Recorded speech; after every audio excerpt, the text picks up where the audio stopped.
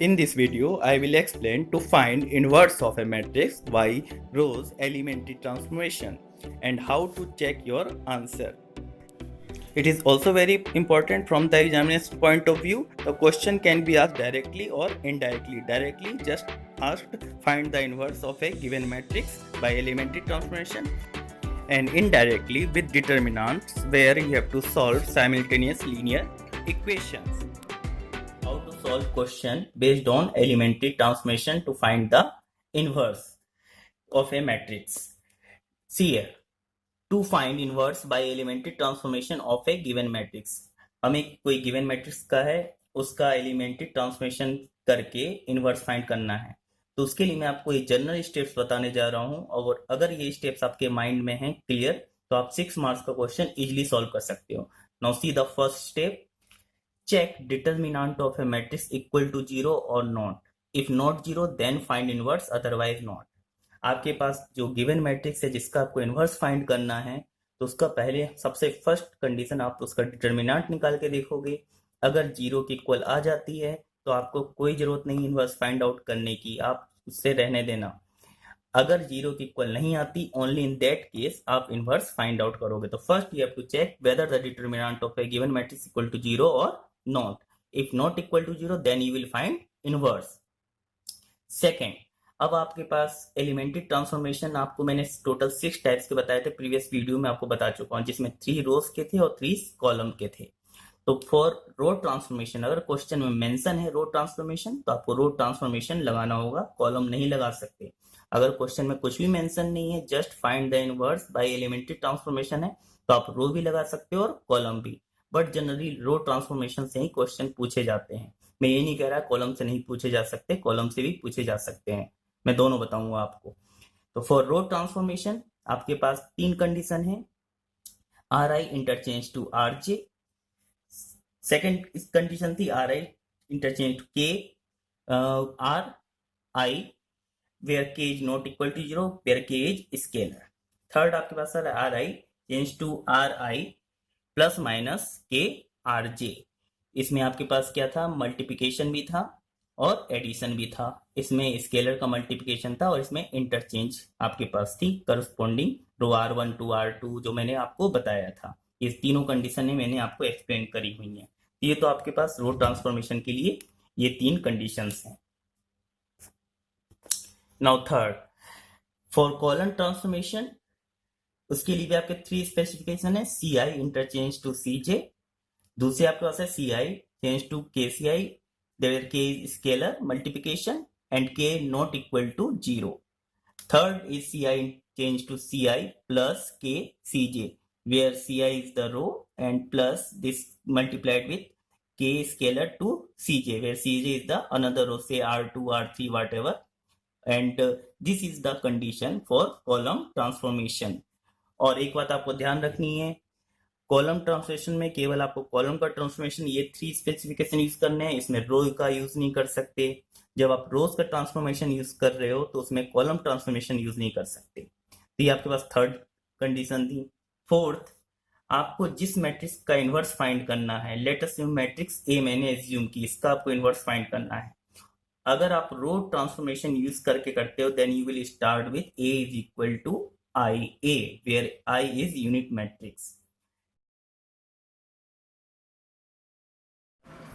और column matrix A is equal to A I आपको करना है। मल्टीप्लायर।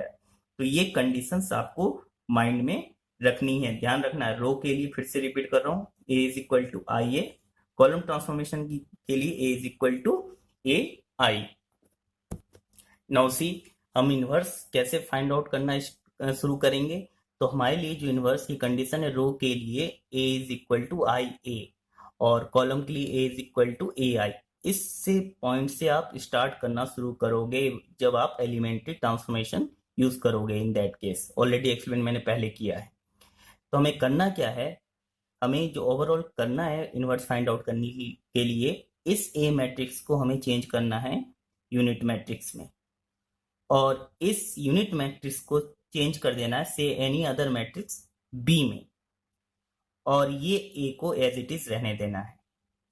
सिमिलरली कॉलम के केस में इसको फिर से इस ए मैट्रिक्स को यूनिट मैट्रिक्स में चेंज करना है, आइडेंटिटी मैट्रिक्स में, और इस ए को एज इट इज रहने देना है, और इस आई को किसी और मैट्रिक्स में से बी मैट्रिक्स में चेंज कर देना है। Finally B is equal to A inverse, in that case B is equal to A inverse. I hope clear हो गया होगा आपको। नेक्स्ट स्टेप हम क्या करेंगे, आपको पता है कि एलिमेंट्री ट्रांसफॉर्मेशन यूज करके जब इन्वर्स करते हैं तो आपके जो मैट्रिक्स है उससे हम यूनिट मैट्रिक्स बनाते हैं।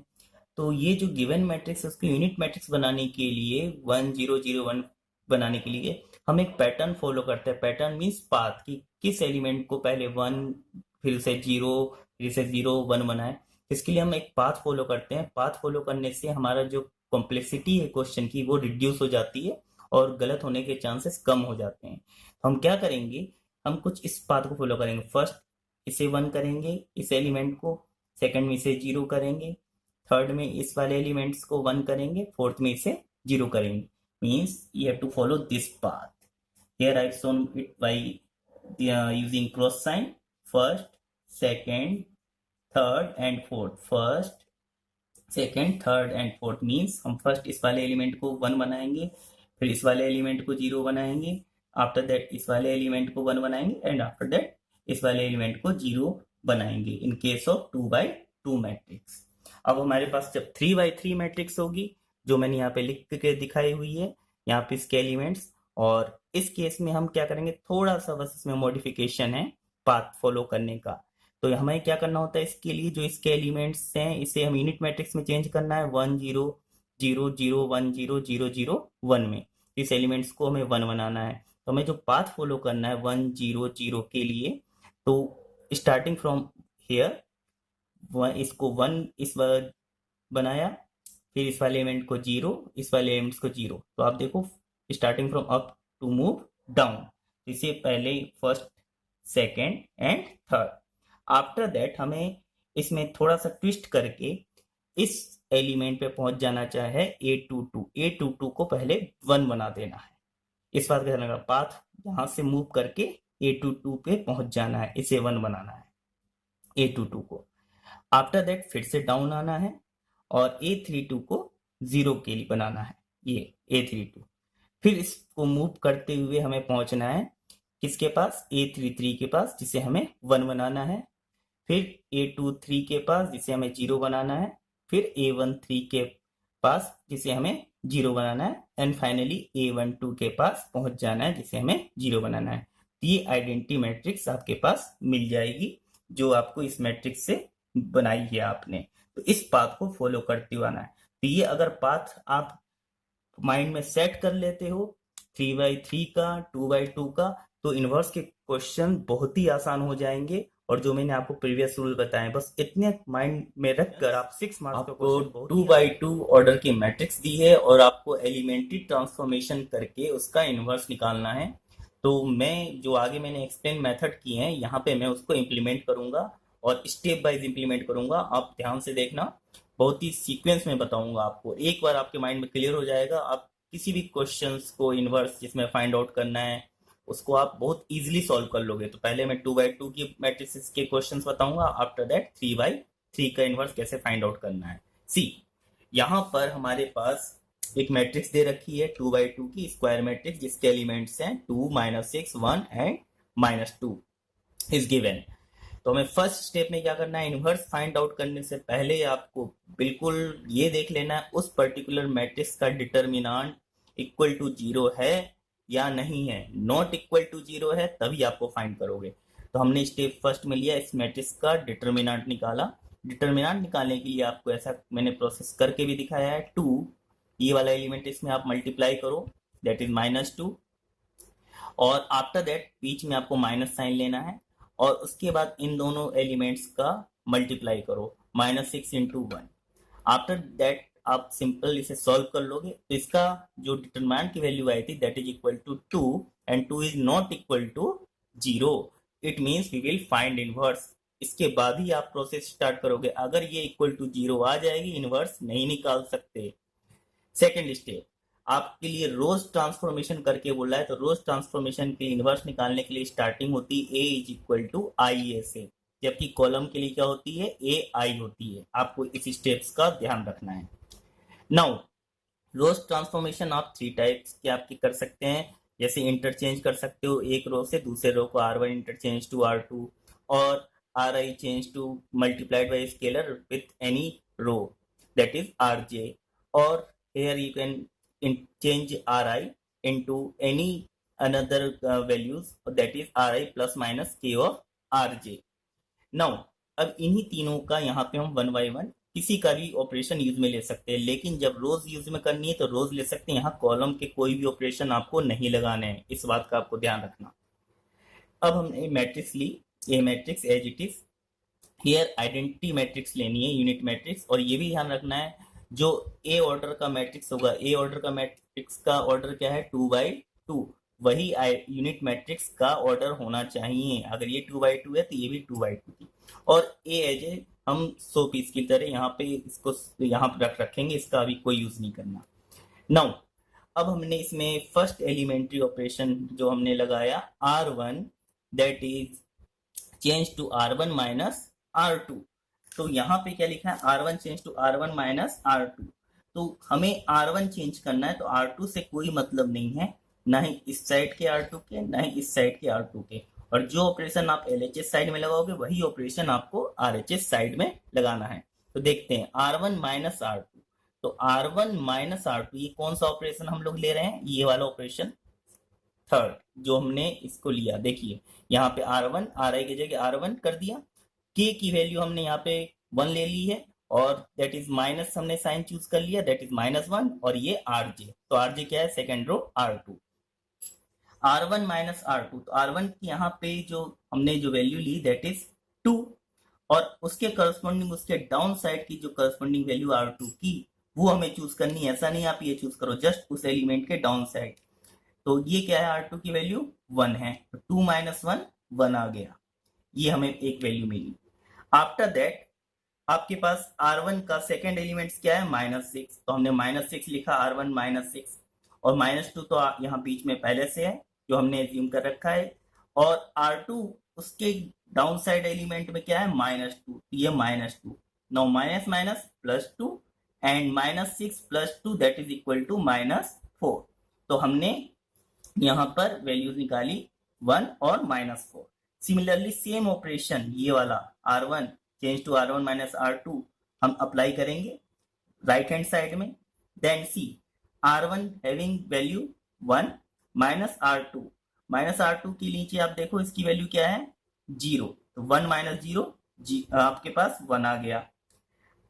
Again the value of R1 is 0 elements. Now इसके डाउन साइड आपके पास कौन सा एलिमेंट है, 1, तो 0 माइनस 1 आपके पास क्या होगा, -1, ये -1 आ गया। तब हमें जो मैट्रिसेस मिली वो 1 -4, यहाँ पे हमने रिप्लेस किया 2 और -6 को, 1 और -4, और R2 एज इट इज लिख दी। यहाँ 1 और 0 को रिप्लेस किया 1 और -1 से, और R2 एज इट इज लिख दी।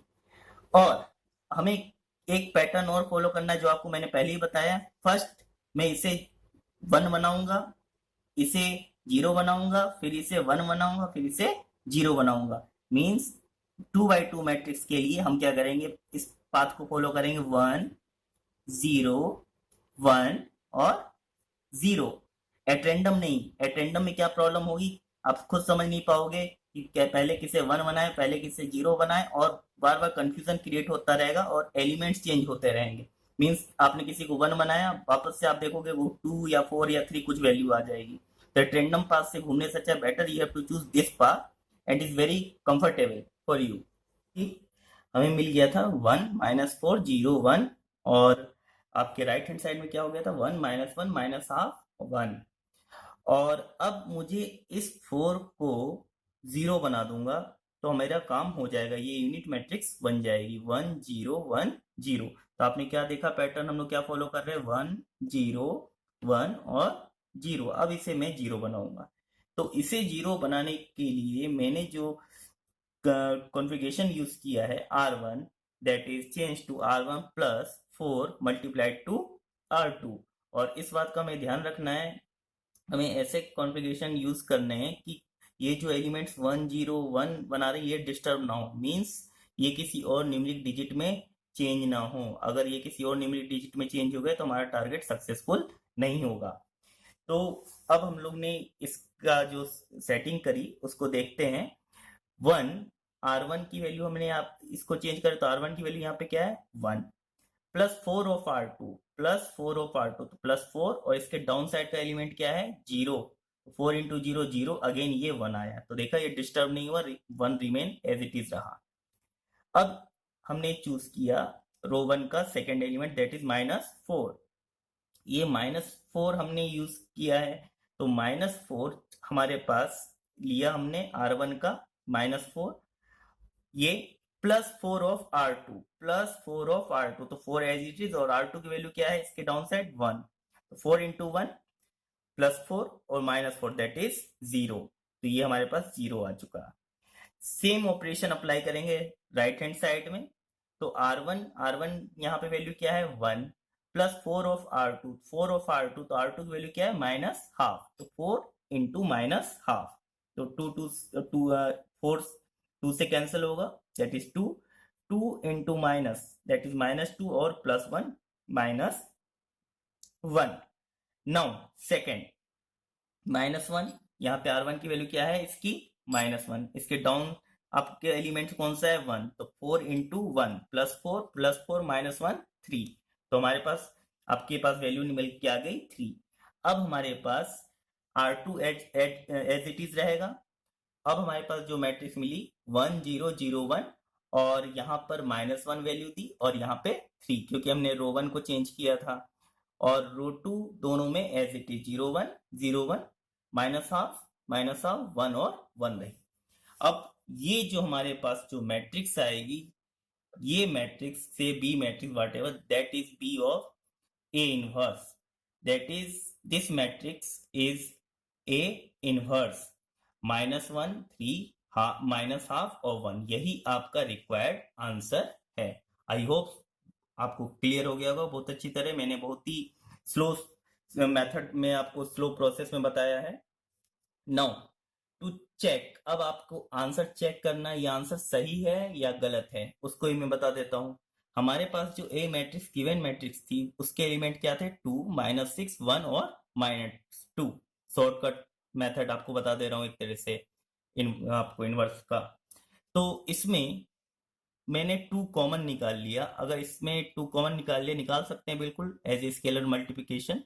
तो 2 कॉमन निकाला तो यहाँ 1 -3 1/2 और ये -1 2 कॉमन निकाल लिया मैंने। अब मैं इस रिजल्ट को ऐसा कुछ देख सकता हूँ कि आपके पास जब हमने 2 कॉमन निकाला तो इनसाइड क्या है 1 -3 हाफ और -1। अब आप इन दोनों को कंपेयर करें, यहाँ पे आप देखें -1 की पोजीशन इस जगह आ गई और 1 इसकी पोजीशन पे आ गया है। तो आपको आंसर चेक करने का मेथड है, जब आप किसी मैट्रिक्स का इन्वर्स निकालोगे तो आप देखोगे कि ये 2x2 ऑर्डर के लिए बता रहा हूं मैं, इन दोनों की पोजीशन इंटरचेंज हो जाएगी। तो आप देखें -1 और 1 यहाँ पे क्या है पोजीशन चेंज हो गई, दिख रहा है आपके पास ये ए की पोजीशन थी और यहाँ पे जब ए इनवर्स की पोजीशन इंटरचेंज हो और इन दोनों के साइन चेंज हो जाएंगे। तो आप देखो यहाँ पे क्या है -3 था और ये हाफ था, यहाँ पे क्या है साइन चेंज हो गए, यहाँ पे ये -12 और ये 3 पॉजिटिव है, यहाँ पे ये -3 और ये पॉजिटिव है। तो इस तरह से आप अपना आंसर वेरीफाई कर सकते हो कि हमारी जो हमने इनवर्स फाइंड आउट किया है वो सही है या गलत है। To find inverse of A defined by matrix A defined by its element 1 2 3 7 by elementary row transformation. तो आपको इसको रो ट्रांसफॉर्मेशन यूज करके आपको इनवर्स फाइंड करना है। आपको बताया जा चुका है रो ट्रांसफॉर्मेशन 3 टाइप्स के होते हैं और कॉलम भी 3 टाइप्स के। तो रो ट्रांसफॉर्मेशन के लिए जो आपको कंडीशन है इनवर्स फाइंड आउट करने की, that you will write first A is equal to I multiplied with A. इस बात का आपको ध्यान रखना है। जबकि कॉलम के लिए क्या हो जाता है A is equal to A I. ऐसा क्यों किया जाता है, it is matter of higher study that you will learn in higher class. Now यहाँ पे हमने ए मैट्रिक्स को आपके लिखा, और एक बात और आपको मैं फिर से रिपीट कर रहा हूँ, आपका इनवर्स की कंडीशन क्या है, determinant of matrix A must be not equal to 0। इस मैट्रिक्स ए का डिटर्मिनेंट इक्वल टू 0 नहीं होना चाहिए। अगर इक्वल टू 0 है, no need to find inverse, inverse exist नहीं करेगा, जो आपको मैंने सिंगुलर और नॉन सिंगुलर मैट्रिक्स का कॉन्सेप्ट आगे बताया है प्रीवियस वीडियो में। तो हम स्टार्ट करते हैं A is equal to I ए से। तो मुझे क्या करना है, इस A को यूनिट मैट्रिक्स में चेंज करना है, और ये आई जो हमारी यूनिट मैट्रिक्स है ये किसी और मैट्रिक्स में चेंज हो जाएगी, से B, और ये A एज इट इज अभी रहने देंगे। तो मैंने क्या किया, R2 को इंटरचेंज किया R2 प्लस माइनस 3R1 से। तो R2 की वैल्यू हमारे पास यहाँ पे क्या है, 3। और आपको मैंने एक और बात बताई है प्रीवियसली कि आपको एक पाथ फॉलो करना है, आपके लिए कंफर्टेबल होगा फाइंड आउट करना। तो first you take this element, after that this, after that this, after that this, 1 2 3 4 for 2x2 matrix. इस पैटर्न में अगर हम 1 0 1 0 फॉर्म करें इस वाली मैट्रिक्स को तो इजी होगा हमारे लिए। तो R2 मैंने लिया, R2 plus minus 3 of R1। अब देखिए R2 की वैल्यू हमारे पास क्या है, 3 प्लस माइनस 3 ऑफ R1, इसके रो R1 की वैल्यू करस्पॉन्डिंग क्या है, 1। तो माइनस 3 इंटू 1 माइनस 3, और R2 की वैल्यू क्या है, 3। तो 3 minus 3 that is equal to 0। तो ये 0 यहाँ पर लिख लिया। नाउ अब हमारे पास सेकेंड R2 का जो एलिमेंट 7 है, इसके लिए हम अप्लाई करेंगे। तो R2 7 plus minus 3 into R1, तो इसका करस्पॉन्डिंग इसके ऊपर क्या है, 2 है। इसके ऊपर जो हम 2 वैल्यू है, 2 माइनस 3 इंटू 2 क्या होगा, 6, माइनस 6 और प्लस 7 वो क्या आ जाएगा, 1। 1 आया, वो मैंने यहाँ पर लिख लिया। नाउ सेम ऑपरेशन हमें इस साइड वाली मैट्रिक्स के में भी अप्लाई करना है, जो हमने आइडेंटिटी मैट्रिक्स यूनिट मैट्रिक्स ली है।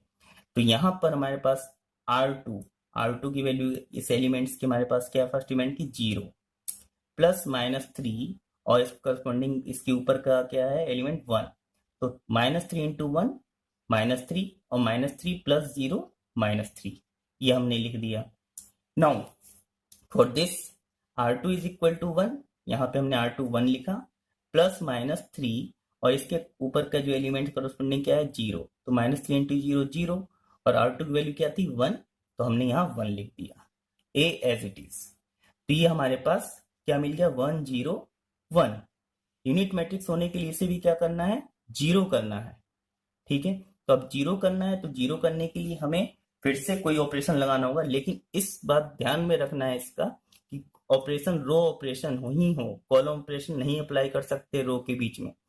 तो अब हमें ऐसा ऑपरेशन अप्लाई करना है कि ये 1 0 1 डिस्टर्ब ना हो।